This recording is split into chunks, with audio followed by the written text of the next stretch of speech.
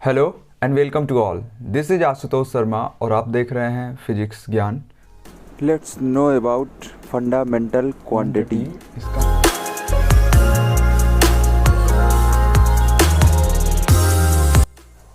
Fundamental quantity से समझने से पहले आपके पास कुछ क्वेश्चन है, जैसे कि 1, 2, 3, 4, 5, 6, 7, 8, 9 एंड 0। तो ये 10 ऐसे नंबर हैं जिससे मैथ के हम किसी भी नंबर को बना सकते हैं। एक तरह से ये जादू कर देते हैं। हमें मैथ में कोई भी नंबर अगर बनाना हो तो हम इन्हीं 10 नंबरों का यूज करते हैं। तो that 1, 2, 3, 4, 5, 6, 7, 8, 9, 0 is the fundamental units of mathematics. तो मैथमेटिक्स का जो फंडामेंटल यूनिट होगा यही कितने नंबर होंगे? 10 नंबर होंगे। अगर हम बात कर लें अल्फ़ाबेट्स की, A, B से लेकर X, Y, Z की बात कर लें, जो कि 26 अल्फ़ाबेट्स होते हैं।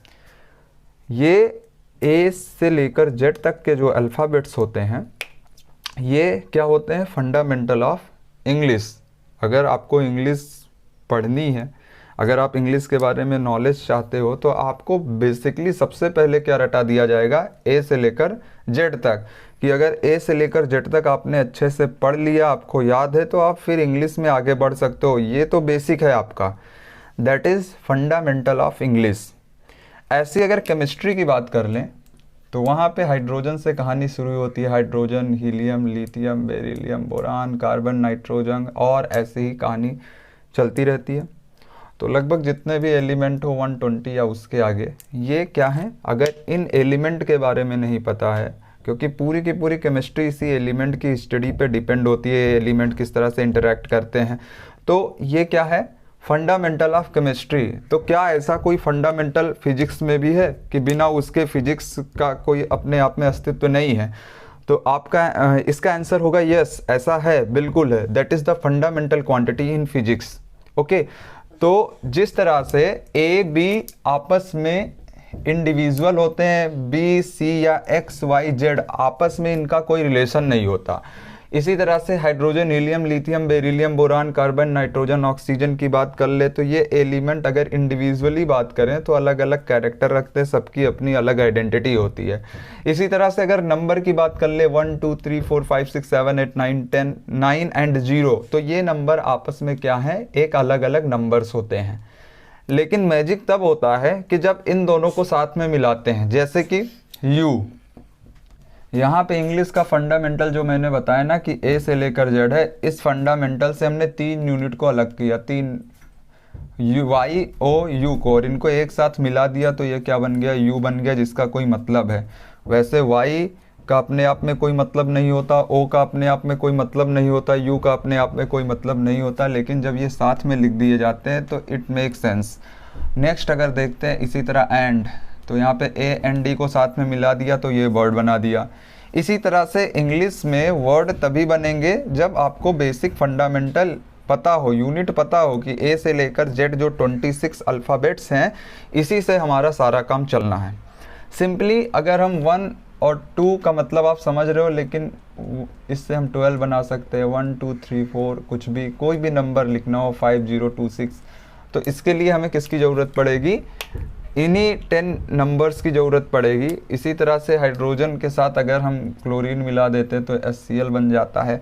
ऐसे काफ़ी सारी चीज़ें हैं, लेकिन बेसिकली आपको ये समझना होगा कि इन यूनिट्स के बगैर कुछ नहीं होने वाला। जैसे कि अल्फ़ाबेट्स A से लेकर Z तक अगर कोई भी अल्फ़ाबेट गायब होता है तो बहुत सारे सेंटेंस ऐसे होंगे जिसे आप नहीं बना सकते हो।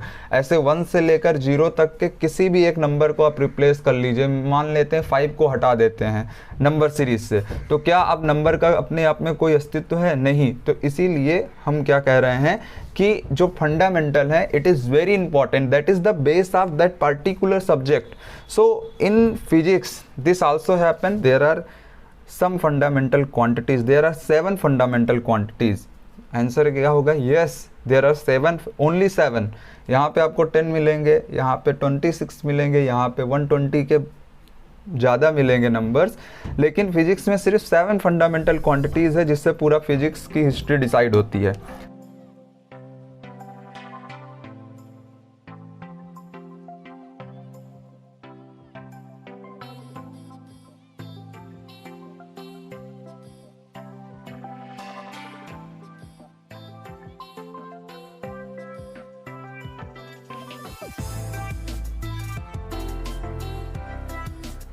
Here you can see the physical quantity which is independent to each other is called the fundamental quantity. It freely exists in nature. तो for example A to Z freely exist करते हैं.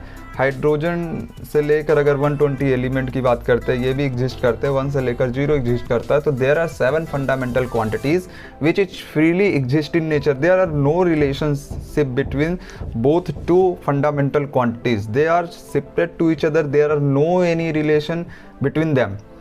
दे freely exist in nature. That is fundamental quantities. मतलब ये quantity freely exist करती हैं. एक fundamental quantity का दूसरे फंडामेंटल क्वांटिटी से आपस में दूर दूर तक कोई रिलेशन ही नहीं होता है. और अगर उसमें रिलेशन बैठाया जाए तो वो फिजिक्स के ये 7 मिलके फिजिक्स के सारे क्वांटिटी को एक्सप्लेन कर देती है. जितना भी आज तक फिजिक्स में स्टडी किया गया है ये सब इसी 7 फंडामेंटल क्वांटिटीज़ पे बेस होती हैं. इन्हीं को हम मिलाते हैं और कुछ नई क्वांटिटी दिखा देते हैं. लेकिन ओवरऑल जैसे कि हमने कुछ नंबर उठाया और कोई नया नंबर दिखा दिया और ऐसे ऐसे इनफाइनाइट नंबर हमारे पास तैयार हो रहे हैं. जैसे कि A से लेकर Z तक ये 26 को आपस में मिला दिया, ऐसे इनफाइनाइट वर्ड तैयार हो रहा है. उसी तरह से फिजिक्स में 7 ऐसे क्वांटिटी हैं जिससे हम कई सारी 7 फंडामेंटल क्वांटिटीज़ हैं जिससे हम कई सारे क्वांटिटी को निकाल सकते हैं. तो 7 फंडामेंटल क्वांटिटीज़ ये रही आपके सामने. नंबर 1 है लेंथ, दूसरा है mass, third time, fourth temperature, fifth electric current, 6 luminous intensity and 7 quantity of matter. और इसकी यूनिट क्या होंगे आप देख सकते हो सामने. लेंथ की यूनिट मीटर, मास की यूनिट किलोग्राम, टाइम की यूनिट सेकंड, टेम्परेचर की यूनिट केल्विन, इलेक्ट्रिक करंट की यूनिट एम्पियर, ल्यूमिनस इंटेंसिटी की unit candela and quantity of matter की यूनिट मोल होगी.